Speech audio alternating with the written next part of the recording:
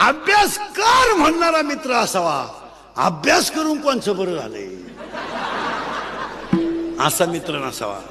तुम्हाला मोठ्याचं उदाहरण सांगतो, मोबाईल मध्ये घेऊन जा. एवढं उदाहरण रोज ऐका आणि आपल्याच आयुष्यात आपली माणसं किती धोकादायक आहेत तेवढंच ऐका.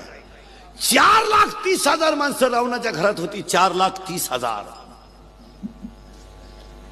80,000 बायका होत्या. 1,00,000 पोरं होते. 180. 1,25,00,000 नातू होते. 3,05,000 आणि 1,25,00,000 पंत होते. 4,30,000.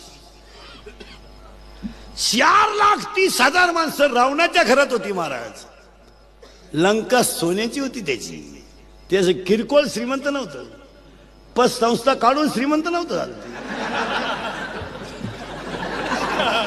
हा, ते घामानं श्रीमंत होतं. हे आपलं